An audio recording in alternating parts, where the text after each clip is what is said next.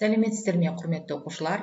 Бүгінгі біздің жаңа тақырыбымыз Несіпбек Айтұлы Бәйтерек поэмасының кейіпкерлер бейнесі нөмір 5-ші сабақ.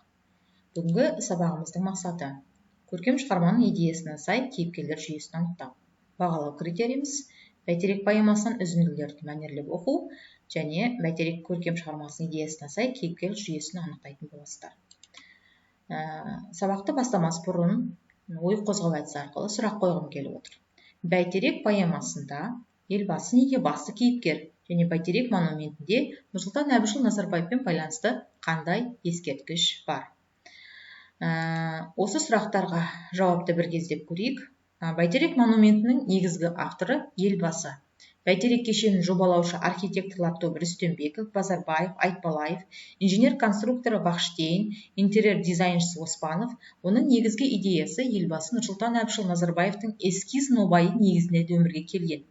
Ол бейбіт өмірмен келісімге ұмтылған барлық қазақстандықтардың ғұмырлық мұратын білдіреді. Сонымен Бәйтерек монументінің авторын анықтадық. Екінші, Бәйтерек нысанының ең жоғарғы жағында елбасы алақаны бейнеленген аялы алақан композициясы орын тепкен. Ең жоғарғы қабатында, егер сіздер осы нысанда болған болсаңыздар, жоғарғы қабатындағы алақанды көрген боларсыздар. Ол жерге адамдар қолын алақанын қойып, тілек тілеп, сондай несін орындайды, тілектерін орындайды. Келесі мәселе, сонымен автордың көркем шығарманың идеясына сәйкес келетін кейіпкер кім? Алдыңғы тақырыптарда біз шығарманың идеясы Нұрсұлтан қаласы егеменді елдің жаңа қаласы, ал Бәйтерек монументі сол тәуелсіз еліміздің шынайы азаттық символы. Тәуелсіздік бізге оңайлықпен келмеген, елбасының арқасында жаңа қаланың негізі қаланып, әлем елі мойындайтын үлкен қалаға айналған мақтанышпен жырлағанын біз атап өткен болатынбыз. Сонымен шығарманың басы кейіпкері Нұрсұлтан қаласының негізін қалаған Бәйтерек нысанының авторы елбасы Нұрсұлтан Әбішұлы Назарбаев. Сонымен қатар поэмада қосалқы кейіпкерлерді де байқауға болады. Ол жерде Абылай хан, Еділ патша, Кенесары хан, Күлтегін, Әз-Жәнібек, Естемес, Момын қаған, Едіге батыр тағы басқа кейіпкерлерді байқауға болады. Енді Бәйтерек поэмасынан елбасы бейнесі бейнеленген үзіндіге тоқталғым келіп отыр.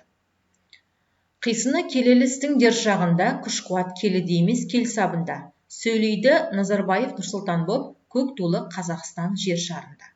Шарпысып жаңа дәуір ескіменен, көз көрді хикметті естімеген.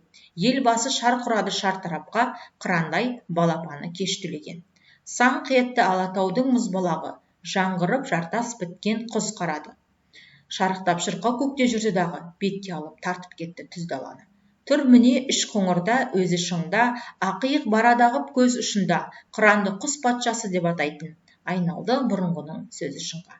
Яғни осы үзіндіден қарап отырсаңыздар, елбасының бейнесі өте керемет сипатталған. Яғни шығарманың басты кейіпкеріміз ол біздің елбасы екен. Сіздерге берілетін бірінші тапсырма: кейіпкер әдісі арқылы шығармада берілген кейіпкерлерді портреттік суреттелерді тауып сипаттап жазыңыз. Сіздер бұл жерде басты кейіпкеріміз Нұрсұлтан Әбішұлы Назарбаевты және де қосалқы жаңа мен атап өткен кейіпкерлердің портреті мен мінездемесін табатын боласыздар. Дескриптер астында көрсетіліп тұр. Яғни кейіпкерді анықтайсыздар, портретті шығармадан тауып жазасыздар, кейіпкерге мінездеме беретін боласыздар. Келесі үй тапсырмамыз фила әдісі арқылы шығармадан кейіпкер бейнесін ашатын деректерді жинақтайсыздар. Фила сөзін талдайтын болсақ, F дерек шығармадағы кейіпкерлер бейнесі. I пікір, кейіпкерлер туралы ой пікір. Яғни бұл жерде сіздер өз пікірлеріңізді немесе интернет желісінен осы тұлғалар туралы жазылған пікірлерді жазсаңыздар болады. L сұрақ, кейіпкерлер тұлғасын ашатын сұрақтар құрастырасыздар. A іс-әрекет, автордың кейіпкерді суреттеудегі қолданған тәсілі. Яғни бұл жерде сіздер қандай тәсіл арқылы, көркемдегіш тәсілдер арқылы троптың түрлерін анықтап жазуға болады. Өткен тақырыптарды естеріңізде болса, біздер көркемдегіш құралдар мен троптың түрлерін талдаған болатынбыз. Сонымен кері байланыс жасайық. Поэмадағы ақынның елбасын сипаттаудағы негізгі позициясы қандай? Үйге тапсырма несіпбек айтұлының бәйтерек поэмасын оқу. Сіздерге сонымен қатар оқулықта несіпбек айтұлының шығармасы бәйтерек поэмасы үзіндісі ғана берілгендіктен толық нұсқасы жазылған сілтемені сіздерге Google Classroomға салатын боламын. Егер де сіздерде қандай да сұрақтар болса, тақырып аясында маған комментарий ретінде жазып қоюыңызға болады. Мен міндетті түрде жауап беремін. Сонымен үй тапсырмасы сіздерге белгілі болды. Тапсырмаларды Google Classroom'нан аласыздар. Осы бейне сабағымды да YouTube желісінен және де Google Classroom'нан көруге болады. Осымен сабағымыз аяқталды. Қош, сау болыңыздар.